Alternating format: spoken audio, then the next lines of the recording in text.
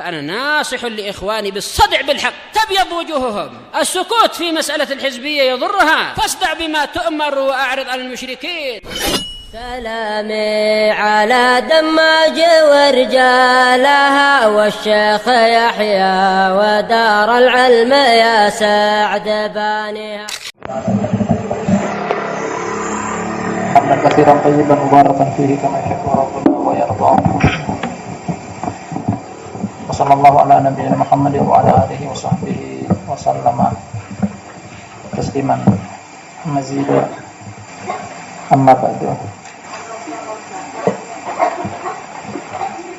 ikhwatul kiram wa akhwatul karimat, akramani wa akramakumullah. Kita akan lanjutkan pembacaan kita dengan judul hadhihi da'watuna wa aqidatuna. Ini adalah dakwah kami, ini adalah ideologi kami.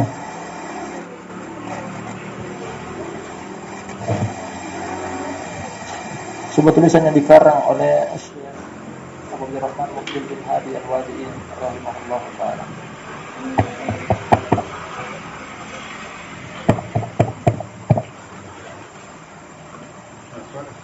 Pada pertemuan sebelumnya, dua materi sekaligus kita ambil tentang sikap kita akan para sahabat. Bahwa para sahabat radhiyallahu anhum ajma'in memiliki hak untuk dicintai. Disebutkan dengan kebaikan, menjauhkan lisan-lisan kita untuk mencela dan mengejek mereka, mendoakan kebaikan kepada mereka, baik itu keridhaan Allah ataupun ampunan, mengikuti mereka sebagai perintah dari Allah dan Rasulnya.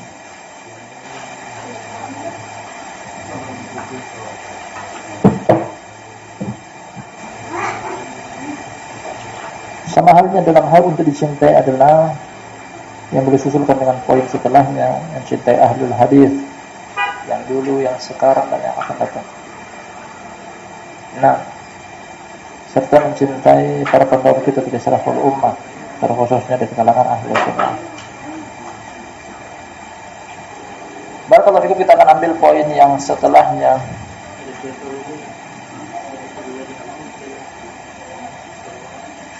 Kata penulis, semoga Allah merahmati beliau, As-Samin, yang ke-8. Poin yang ke-8. Nakrahu ilmal kalam wa nara annahu min a'zamil asbabi li tafriqatil ummah.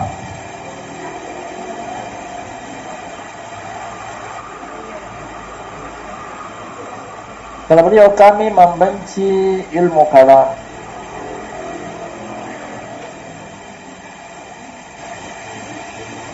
Ilmu kalam atau ilmu filsafat.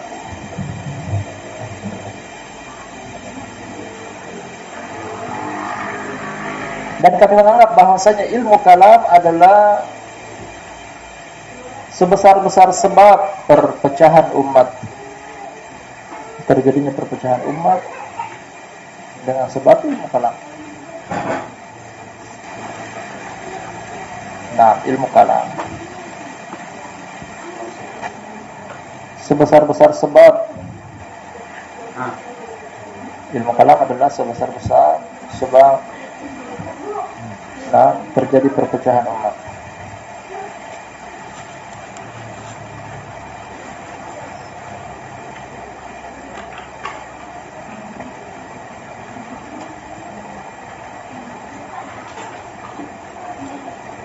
Tapi ilmu kalam yang terkadang tadi kita umpamakan ilmu filsafat,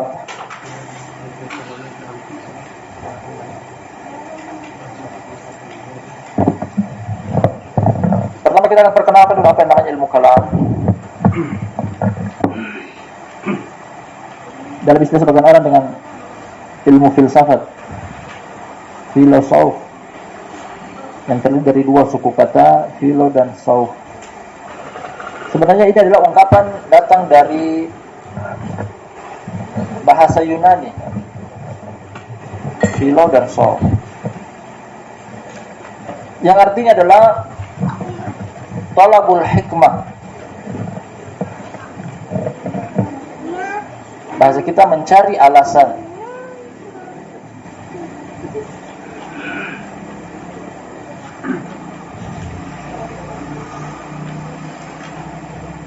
Arti dari sini bahwa ahlul kalam tidak akan mengamalkan suatu syariat kecuali setelah mereka mengetahui apa hikmah di balik disyariatkannya hal tersebut.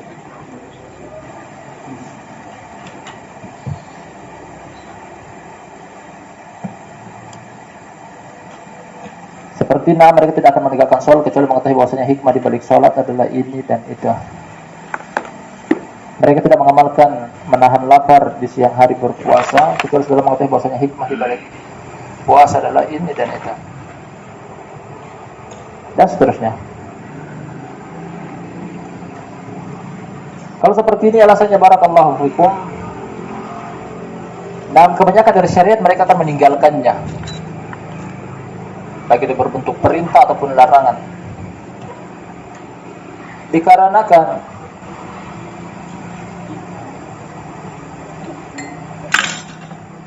syariat Allah Subhanahu wa taala terkadang kita tidak ketahui apa hikmah di balik perintah atau larangan tersebut. Dari sinilah mereka meninggalkan begitu banyak syariat Allah Subhanahu wa taala, mengatakan ini tidak boleh, kenapa alasannya? Ini boleh, kenapa alasannya?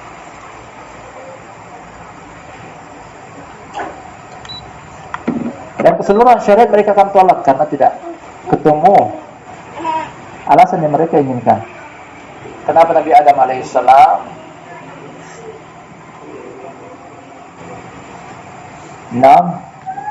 Allah Subhanahu wa taala membiarkan beliau tinggal di surga. Ada surga adalah darun nikmah, tempat tinggal yang berisikan kenikmatan, tidak ada ujian. Tapi ternyata masih ada ujian, itu tidak boleh mendekati suatu pohon. Wala taqrabu hadhihi syajarah. Apa alasannya? Tidak tahu alasannya. Akhirnya mereka tolak syariat-syariat semacam ini.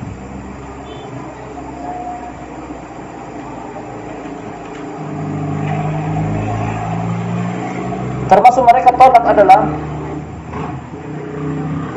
apa yang tidak masuk di akal mereka. Karena landasan utama yang ada pada mereka, ilmu kalam atau ilmu filsafat, adalah akal pikiran. Nah, pondasi utama mereka adalah akal pikiran. Sedangkan Allah Subhanahu wa taala dan Nabi sallallahu alaihi wasallam menganjurkan untuk menilai sesuatu baik dan buruknya adalah berdasarkan kitab dan as-sunnah. Kalau mereka tidak bukan kitab dan sunnah, tapi akal pikiran. Nah, ilmu kalam. Ungkapan beliau di sini bahwasanya ilmu kalam nakrahu, kami membenci ilmu kalam. Membenci ilmu kalam, membenci pelaku ilmu kalam. Tidak dipelajari, tidak disebarkan, tidak diajarkan, dan seterusnya.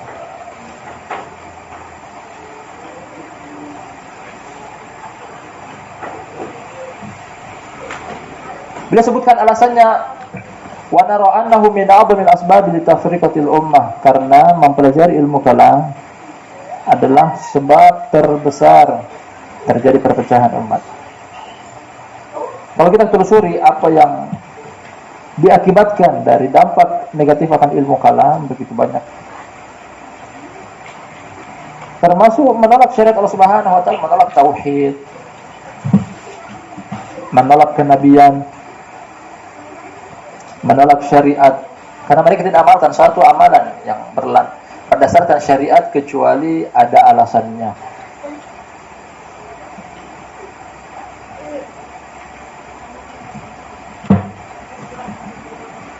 Kita berikan contoh dari apa telah kita lewati juga tentang materi tauhid.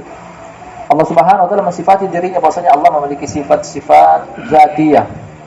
Allah memiliki mata yang thabit dalam Al-Qur'an dan As-Sunnah. Allah memiliki tangan, jari jemari. Allah memiliki kaki dan yang semisalnya. Mereka menolak dikarenakan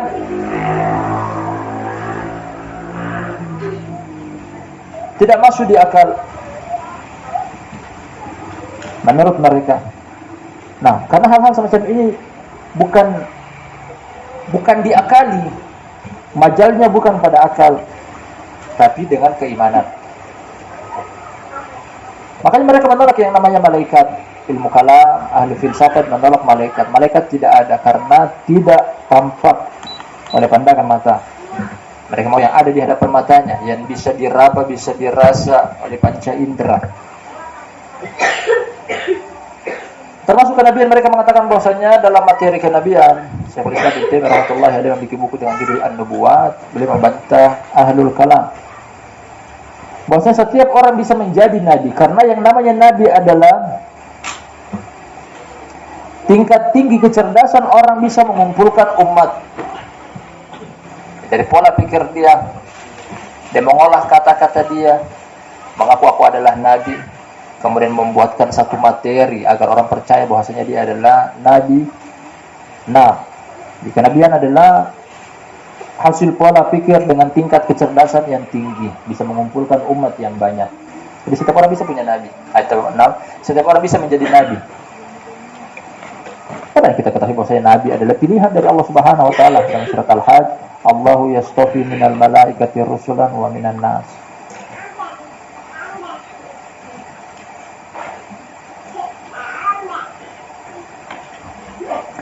Dan ahlul bidah ketika mereka mau menelia syariat menolak. Ketika mereka tidak mau menerima sebagian syariat datang dari Allah Subhanahu wa taala, mereka menunggangi satu materi ini, ilmu kalam. Dan ashabul hadis sangat membenci namanya ilmu kalam. Ilmu kalam artinya ilmu yang isinya hanya berbicara. Tidak ada dalil Al-Quran dan As-Sunnah. Dan sumber-sumber ilmu kalam dari instansi-instansi pendidikan yang sekarang kita ketahui adalah macam Stein atau IAIN. Alhamdulillah sekolah-sekolah tingkat tinggi yang mempelajari ilmu kalam atau ilmu filsafat. Bahkan ada mata pelajaran khusus mereka belajar ilmu kalam atau ilmu mantik. Semana?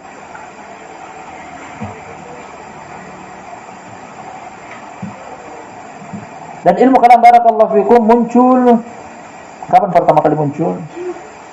Belum pernah terdengar ilmu kalam dari kalangan generasi pertama umat ini, sahabat ridwanullahi alaihim ajma'in. Ini sejarah pertama kali ilmu kalam masuk ke dalam lingkungan agama Islam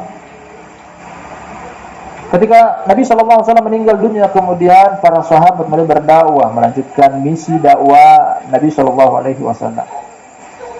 berdakwah ke timur, berdakwah ke barat, berdakwah ke al-muhim ke daerah Ajam. Akhirnya banyak dari kalangan Ajam selain Arab yang masuk ke dalam agama Islam.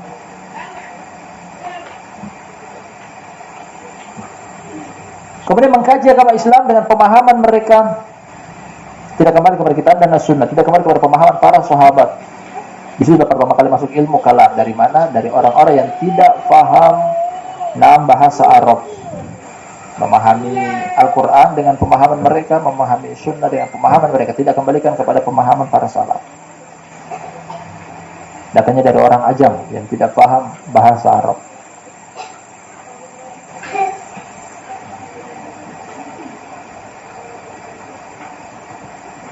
Buku-buku rujukan mereka adalah buku-buku yang datang dari bangsa Yunani atau Romawi.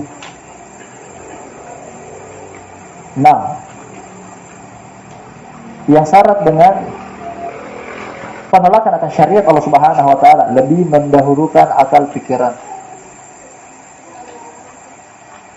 Dan hukumnya tidak boleh. Al-Imam An-Nawawi rahmatullahi alaihi menyebutkan dalam kitab beliau Majmu' Syarh Muhadzab, mengkategorikan ilmu kalam termasuk ilmu yang haram untuk dipelajari. Karena ilmu ini adalah ilmu yang tidak dibutuhkan oleh orang jahil dan akan membuat bodoh orang alim. Orang alim ketika mempelajari buku ini dia akan menjadi bodoh. Dan ilmu ini pun tidak dibutuhkan oleh orang jahil. Ketika orang jahil mempelajari tidak akan mengangkat dia dari kejahilannya. Ilmu tidak ada manfaatnya. Buah hasil dari pelajaran ilmu kalam adalah membuat orang tersebut menolak begitu banyak syariat dari Allah Subhanahu wa taala karena mereka menggunakan akal pikiran sebagai fondasi utama. menolak tauhid, menolak kenabian, menolak syariat.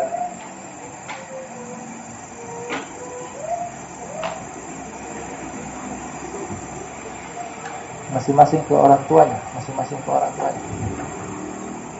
Kita lagi taklim, bukan mau bicara. Masing-masing ke orang tuanya, ke walinya. Jangan berdekatan. Jangan berdekatan, jangan berbicara, ini taklim.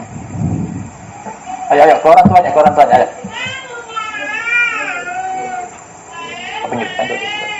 Panggil dia bagus.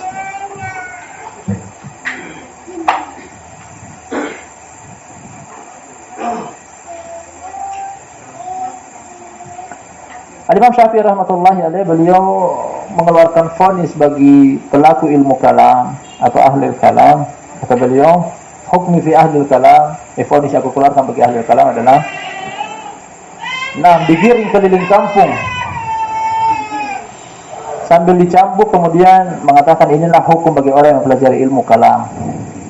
Digiring keliling kampung sambil dicambuk, kemudian mengatakan, jelaskan kepada umat bahwasanya inilah hukuman bagi orang yang mempelajari ilmu kalam. Nah, ini contoh kecil dari salaf bahwasanya mereka begitu benci dengan yang namanya ilmu kalam.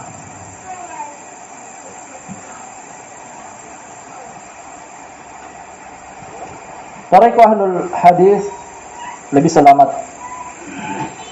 Kalau kita baca buku-buku ahlul hadis, tidak bertele-tele. Bukan perkataan mereka yang mereka syaratkan dalam buku-buku mereka. Seperti tariqahnya Imam Bukhari rahmatullahi alaih, tariqahnya Imam At-Tirmidzi, menuliskan judul bab dengan sangat singkat sebagai bentuk fikih dari materi tersebut, kemudian dibawakan ayat, hadis, selesai dipahami oleh 6 orang yang membacanya. Ini tariqah ahlul hadis. Ada tariqah ahlul kalam, mereka penuhkan buku-buku mereka dengan murni perkataan mereka. Ahlul kalam sesuai dengan namanya, bahwasanya ilmu kalam ilmu yang isinya hanya berbicara, omong kosong. Nah, banyak bicara tidak ada hasilnya. Sedangkan tariqah ahlul hadis, dari buku-buku yang kita temui dari mereka, satu judul bab hanya 2-3 kata atau bahkan 1 kata sebagai kesimpulan fikih dari pemahaman bab tersebut. Setelah itu mereka bawakan ayat, beberapa ayat kalau dibutuhkan. Setelah itu hadis, selesai. Nah, penukilan yang dibutuhkan adalah penukilan.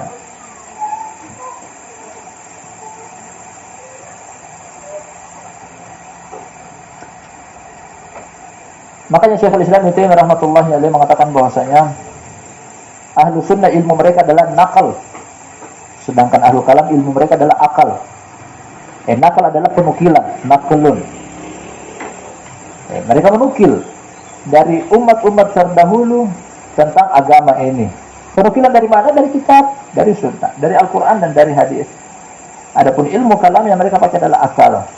Ketika tidak mencocoki akal pikiran mereka dari suatu syariat yang datang dari Allah dan Rasulnya, mereka tolak. Mereka mau menerima ketika mencocoki akal pikiran mereka. Kalau begitu banyak syariat yang akan ditolak kalau yang kita gunakan adalah akal pikiran kita.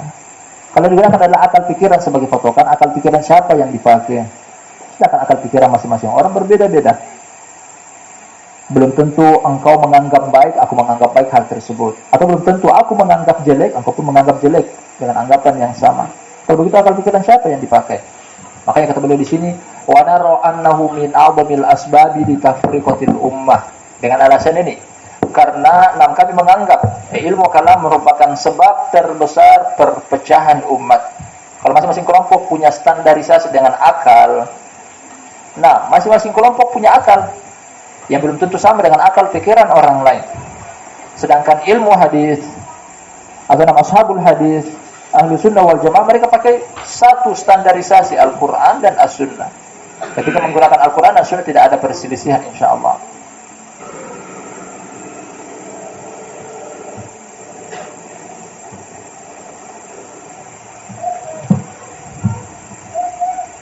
Bahkan Imam An-Nawawi rahmatullahi alaihi menyebutkan bahwasanya ilmu kalam, buku-buku mereka adalah termasuk buku-buku yang hendaknya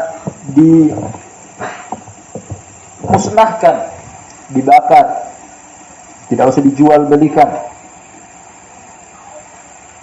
Seorang tokoh dari tokoh ahli kalam namanya Imam Ghazali. Nah, dia Imam Ghazali. Buku-buku dia sebelum dia bertobat syarat dengan ilmu kalam. Seperti Ihya Ulumuddin. Nah, syarat dengan ilmu kalam. Seperti halal dan haram juga punya dia. Nah, namun di akhir hidup dia disebutkan dalam riwayatnya bahwa di akhir hidup dia mengeluarkan satu kitab. Dia mengatakan bahwasanya aku tobat dari ilmu kalam dan aku kembali kepada madhabnya Imam Ahmad bin Hanbal. Meninggal dunia dalam keadaan memeluk Sahih Bukhari di dadanya dia. Dia bertobat. Hanya saja buku-buku yang sudah terlanjur tersebar dari milik dia syarat dengan ilmu kalam.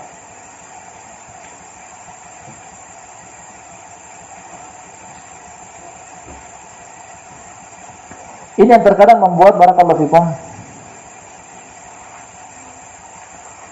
sebagian kaum muslimin yang tidak bisa membedakan mana merupakan ilmu yang masuk dalam agama Islam, serapan yang bukan dari sahabat. Dari sisi sini, kalau sudah terlanjur ilmu kalam masuk ke dalam agama Islam dari buku-buku, tulisan-tulisan, selebaran-selebaran. Akhirnya tak sedikit juga dari sebagian orang yang tertipu. Akhirnya mereka masukkan ini bagian daripada agama Islam. Seperti ilmu mantik. Nah, ilmu kalam. Termasuk bab-bab majaz yang mereka masukkan bagian daripada ilmu kalam. Wa illa ini bukan bagian daripada agama Islam. Lafaz majaz sendiri tidak pernah terdengar dari lisannya para sahabat. Nah, kalau kita mengkaji tentang ilmu usul fikih ada dalamnya bab majaz. Ini bukan bagian daripada ilmu salaf. Ini bagian daripada ilmu kalam. Artinya majaz adalah mereka ingin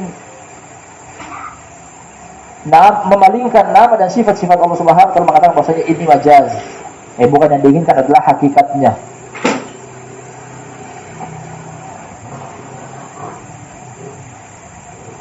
Tapi ini sekilas tentang ilmu kalam barakallahu fikum yang kita sebutkan bahwasanya landasan atau fondasi mereka adalah akal pikiran. Nah, Syekhul Islam mengatakan bahwasanya ahli sunnah wal jamaah yang mereka pakai an-naqal, penukilan dari Al-Quran dan juga dari As-Sunnah. Kita ke poin berikutnya.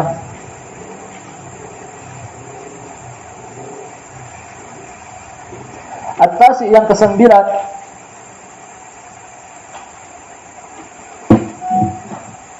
la naqbalu min kutubil fiqhi wa min kutubit tafsir wa min al-qasasil qadimah wa min as-siratin nabawiyyah illa ma thabata anillahi wa an rasulillahi sallallahu alaihi wasallam.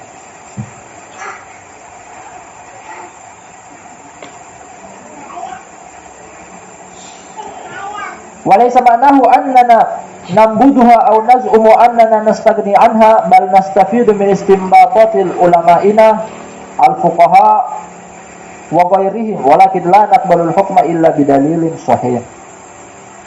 Nah, subhanallah, belajar kembali kita bagaimana beradab dengan buku-buku para ulama. Kita terjemahkan poin yang ke-9. Kita tidak menerima dari buku-buku fikih, buku-buku tafsir, kisah-kisah terdahulu dan dari sejarah kenabian kecuali apa yang datang dari Allah dan dari Rasulullah sallallahu alaihi wasallam. Kita ulangi. Kata oleh poin yang ke-9 adalah kita tidak menerima dari buku-buku fikih, buku-buku tafsir, kisah-kisah terdahulu dan sejarah kenabian kecuali apa yang datang dari Allah serta Rasulullah sallallahu alaihi wasallam. Nah, dari tulisan yang datang kepada kita dari para penulis yang terdahulu dan yang sekarang, tidak kita menerimanya kecuali apa yang berdasarkan dalil kitabullah dan sunnah Rasulullah sallallahu alaihi wasallam. Ini adalah thariqah salafiyah. Nah, thariqah salafiyah. Orang boleh berbicara, silahkan, siapapun dia. Namun kita menerima perkataan dia apabila kita timbang dengan Al-Quran dan Sunnah adalah betul. Kita terima itu adalah betul.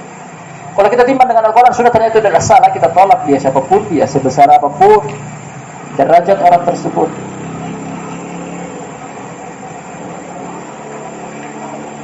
Ini namanya insaf. Ini namanya keadilan. Jadi bukan kita menerima perkataan seseorang karena posisi dan derajat dia. Kalau ini kita pakai, nah begitu banyak kesalahan yang akan kita terima dari para ulama. Karena ulama selain mereka memiliki al-haq yang ada pada mereka, tidak menutup kemungkinan mereka pun salah, mereka pun keliru. Jadi timbangan benar dan salahnya kembali kepada dua pondasi ini, Alkitab dan As-Sunnah. Perkataan Allah dan perkataan Rasulnya sallallahu alaihi wasallam.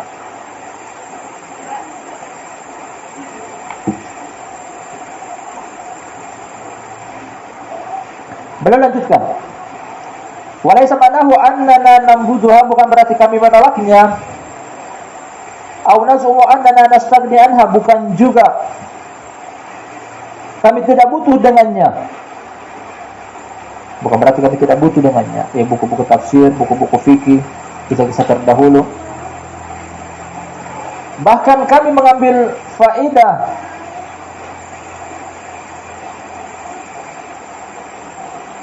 dari metode menerima dalil ulama kita, para fuqaha dan selain mereka.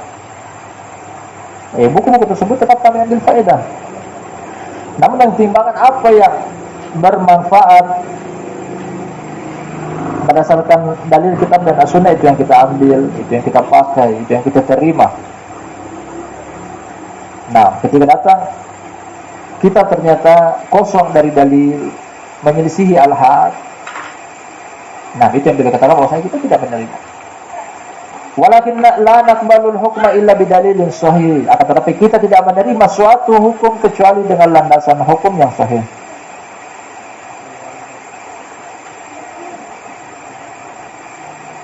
Kalau seperti ini diamalkan oleh semua orang, tidak akan ada perselisihan.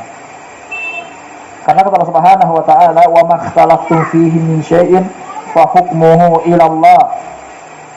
Apa yang kalian perselisihkan tentang sesuatu, maka hukumnya ada kepada Allah. Fa in tanaza'tum fi syai'in farudduhu ila Allah wa Rasul in kuntum tu'minuna billahi wal yawmil akhir. Apabila kalian berselisih pada suatu perkara, maka kembalikanlah kepada Allah dan kembalikanlah kepada Rasul. Apabila kalian mengaku beriman kepada Allah dan hari akhir. Yang dibikin adalah sebaik-baik takwil, sebaik-baik tempat kembali berselisih, tempat kembalinya adalah Al-Quran dan As-Sunnah. Menilai tulisan tersebut betul atau salah, nah kembalikan kepada kitab dan As-Sunnah. Perkataan seseorang yang terlontar dari lisan seseorang, nah menilai betul dan tidaknya juga kembali kepada Allah dan Rasulnya. Kembali kepada Allah, kembali kitabullah, kembali kepada Rasul, kembali kepada sunnah beliau, hadis-hadis yang kita baca dari buku-buku hadis. Dua alasan inilah yang selalu dipegang oleh ahlul haq. Dua alasan ini juga yang dianjurkan oleh Allah dan Rasulnya untuk kembali kepadanya, Allah dan Rasul.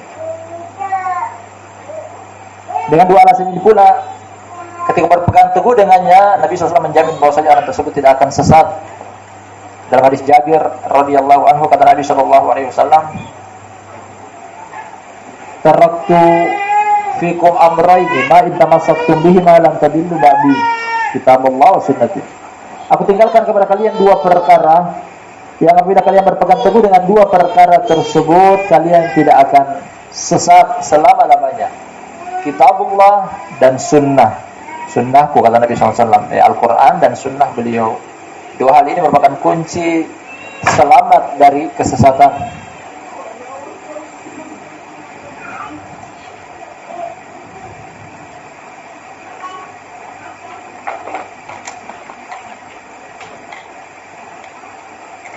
Beliau ungkapkan dengan la naqbalu min kutubil fiqh wa min kutubit tafsir wa min qususil qadimah, dengan tulisan, dengan bentuk kitab.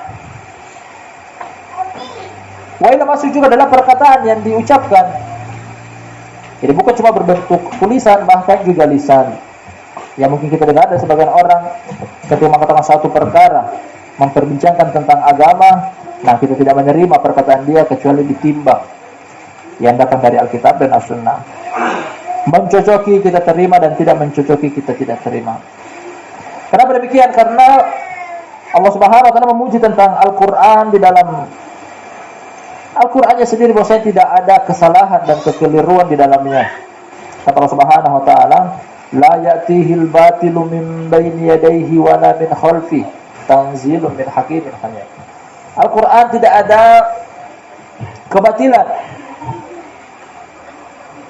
Min baini wa la min khalfihi, dari depan dan juga dari belakang. Sebagaimana mereka mengartikan juga adalah dari semenjak turunnya nanti sampai akhir tetap terjaga keutuhan dan kebenaran Al-Quran. Juga kata Allah Subhanahu wa taala menguji bahwasanya dalam Al-Quran tidak ada perselisihan. Walau kana min 'indillahi walau kana min 'indi ghairillahi lawajadu fihi ikhtilafan katsiran. Seandainya Al-Quran datang dari selain Allah, niscaya kalian akan menjumpai perselisihan yang banyak. Allah memuji dengan dua ayat ini bahwasanya Al-Quran tidak ada perselisihan. Sekian banyak ayat di dalamnya dengan jumlah lebih dari 6.000. Tersebar pada beberapa juz dan beberapa jumlah surat. Satu sama yang lainnya saling melengkapi, saling menguatkan dan tidak ada perselisihan, tidak saling berbenturan, tidak saling berkontradiksi, tidak saling tolak belak.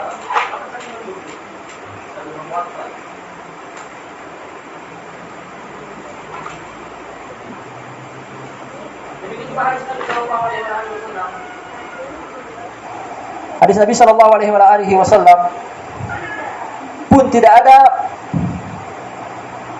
perselisihan satu sama yang lainnya. Ketika kita meyakini bahwasanya Al-Qur'an tidak ada perselisihan karena datang dari sisi Allah Subhanahu wa taala, kita pun harus mengatakan bahwasanya hadis pun memiliki peran yang sama. Karena hadis atau perkataan Nabi sallallahu alaihi wasallam juga datang dari sisi Allah yang merupakan wahyu. Allah memuji akan hal tersebut dalam surat An-Najm. Kata Allah Subhanahu wa taala, "Wa ma yantiqu 'anil hawa in huwa illa wahyu yuha." Tidaklah dia berbicara Nabi SAW kecuali tidaklah dia berbicara dengan hawa nafsu, melainkan adalah wahyu yang diwahyukan kepada dia. Hadis adalah wahyu sebagaimana Al-Qur'an adalah wahyu. Bahkan hukum yang keluar dari lisan beliau,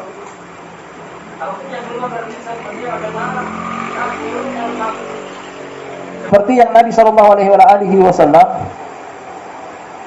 terangkan pada Abdullah bin Amr bin As radhiyallahu anhu.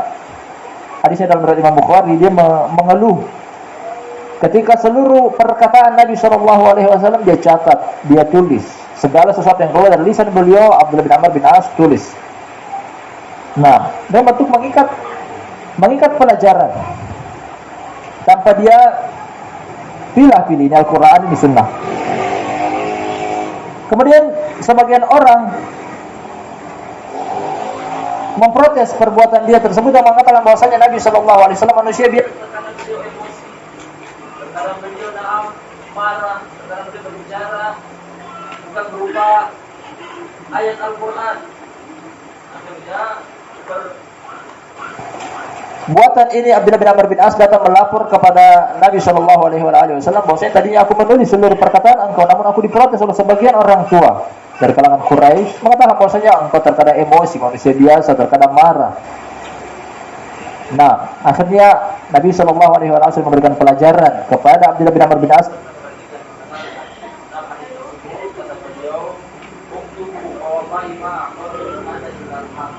Tulislah, karena tidaklah keluar dari lisan itu kecuali adalah al-haq. Yang keluar dari lisan Nabi sallallahu alaihi wasallam adalah al-haq, dan tanpa beliau perinci.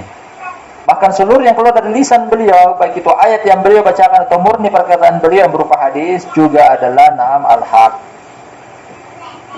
Dengan fondasi seperti ini adalah bahwasanya apa yang datang dari beliau, terlebih-lebih lagi dengan sanad yang tidak boleh kita menolaknya, bahkan menerima. Karena perkataan boleh tidak mungkin saling menolak satu dengan yang lainnya, tidak mungkin saling kontradiksi satu dengan yang lainnya.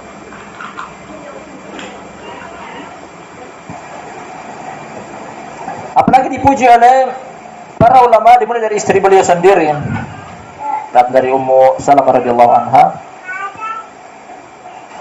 yang disambung lisannya juga oleh Imam Malik rahmatullahi alaih, mengatakan bahwasanya kullu qaulin yuqbalu wa yurad illa sahibi hadzal qabr. Imam Malik rahmatullahi sambil menunjuk ke arah kuburan Nabi sallallahu alaihi wasallam, yang artinya adalah seluruh orang perkataannya bisa untuk diterima dan ditolak kecuali pemilik kuburan ini. Kecuali Nabi Shallallahu Alaihi Wasallam. Perkataan beliau ketika datang dengan jalur yang sahih harus kita terima. Adapun perkataan orang lain, bisa diterima, bisa ditolak. Kalau mencocoki Al-Quran dan Sunnah kita terima, kalau menyelisih Al-Quran dan Sunnah kita tolak. Inilah namanya insaf. Inilah namanya keadilan yang diajarkan oleh Syekh Mukbil rahmatullahi alaihi kepada kita, bahwasanya kita timbang seluruh perkataan, perbuatan serta tulisan yang datang dari selain Nabi Shallallahu Alaihi Wasallam dengan dua pondasi, Alkitab dan As-Sunnah. Karena tidak setiap perkataan atau perbuatan atau tulisan orang bisa untuk diterima. Terkadang ada kesalahan, ada kekeliruan manusia. Kalau Allah Subhanahu wa taala menguji bahwasanya Al-Qur'an tidak ada kesalahan, berarti selainnya pasti ada kesalahan. Law kana min 'indi ghairillahi lawajadu fihi ikhtilafan katsira. Seandainya Al-Qur'an datang dari selain Allah, datang dari makhluk, niscaya akan ada yang namanya kesalahan, kekeliruan, saling bertolak belakang. Manusia tempatnya kesalahan. Bahkan kesalahan tersebut bisa jadi dia melakukan setiap hari. Ini yang datang kepada kita. Kata Nabi Shallallahu Alaihi Wasallam, kata Allah Subhanahu Wa Taala dalam hadis qudsi, ya ibadi innakum tukhti'una bil laili wan nahar wa ana aghfiru dzunuba jami'an fastaghfiruni aghfir lakum. Wahai hamba-hambaku, kalian melakukan kesalahan siang dan malam hari, sedangkan aku adalah zat yang maha mengampun dosa. Minta ampunanlah kepada aku, akan aku ampuni kalian. Allah Subhanahu wa taala mengatakan bahwasanya kesalahan yang terjadi pada kita sebagai manusia ciptaan Allah siang dan malam. Berulang-ulang kali.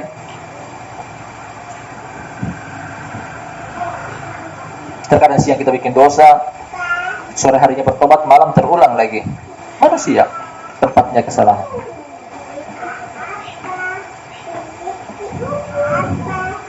Bersebut kepada kita di sini bahwasanya bukan berarti kita menolak seluruhnya. Ungkapan ini beliau ucapkan bahwasanya suatu kitab ketika ada al-haq di dalamnya kita terima. Bukan berarti ketika ada satu kesalahan kemudian yang lainnya benar, satu kesalahan tersebut kita tolak. Kita timbang-timbang bahwasanya kesalahan tersebut dari sisi mana, karena akan datang juga pada bab-bab yang setelahnya. Kesalahan itu bertingkat-tingkat. Kemudian cara menyikapi kesalahan yang bertingkat-tingkat itu juga berbeda-beda. Ada kesalahan yang Allah Subhanahu wa taala berikan pahala, salah tapi pahala. Ada kesalahan yang Allah Subhanahu wa taala memberikan ganjaran dosa.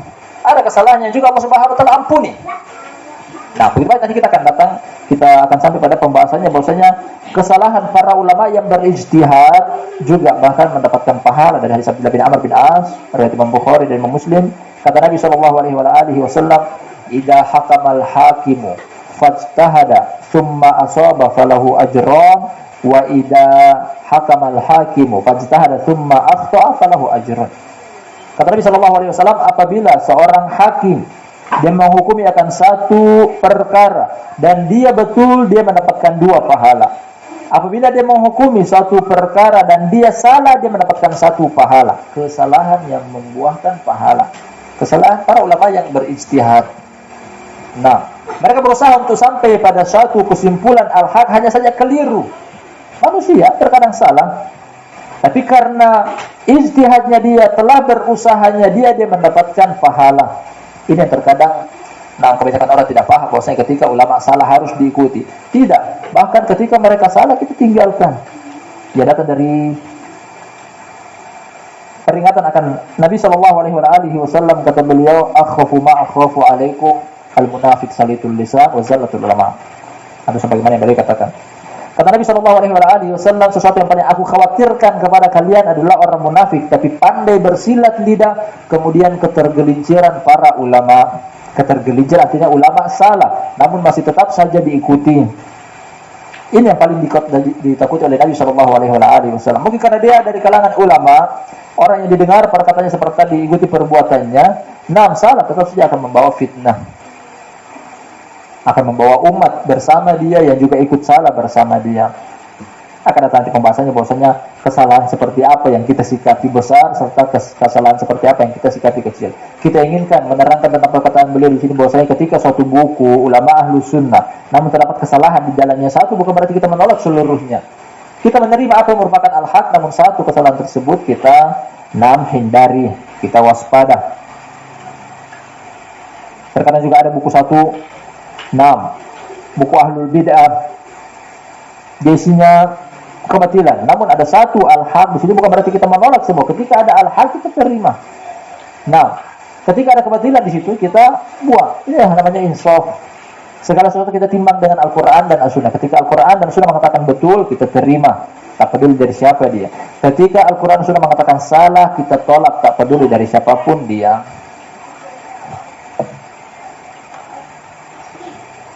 Kesimpulannya ada pada faktor terakhir dari poin ini, walakin la naqbalul hukma illa bidalilin sahih. Kita tidak menerima suatu hukum kecuali dengan dalil sahih. Terdapat motivasi di sini barakallahu fikum ketika kita membaca suatu tulisan, mendengar suatu perkataan, jangan pernah untuk menanyakan tentang dalilnya. Ketika ada seorang menyampaikan satu opini atau satu argumen, jangan diterima mentah-mentah. Wahai fulan, aku katakan hal tersebut, apakah ada dalilnya dari kitab dan sunnah? Ketika dia sampaikan dan memang betul, kita terima. Jadi jangan segan untuk menanyakan mana dalilnya. Ini adalah metode salafiyah. Tanyakan mana dalilnya.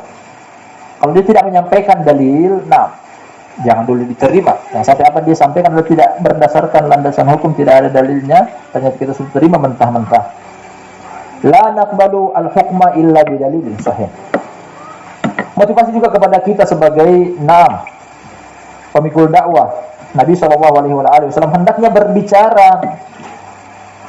Tidaklah kita berbicara kecuali setelah kita mengetahui bahwasanya pembicaraan kita tersebut memiliki tempat kembali kepada kitab dan as-sunnah. Inilah yang membedakan majelis-majelis ahli sunnah wal jamaah dengan majelis-majelis yang lainnya. Isi majelis as-sunnah adalah syarat dengan 6 dalil kitab dan as-sunnah. Sedangkan majelis-majelis yang lain kita beda, isinya hanya dengan akal pikiran dan pola pikir mereka. Ini 2 poin yang telah kita ambil pada pertemuan kita malam hari yang berbarokah ini tentang ilmu kalam yang hukumnya adalah haram untuk dipelajari, diajarkan, dijual buku-bukunya, kemudian tidak menerima dari buku-buku dengan banyak materi kecuali dengan dalil dari kitab dan as-sunnah. Wallahu ta'ala alam bisawab. Mudah-mudahan kita sampaikan pada malam kita yang berbarokah ini dari oleh Allah Subhanahu wa taala sebagai catatan amalan kebaikan. Kita akhiri dengan doa kafaratul majlis. Subhanakallahumma wa bihamdika asyhadu an la ilaha illa anta astaghfiruka wa atubu ilaik.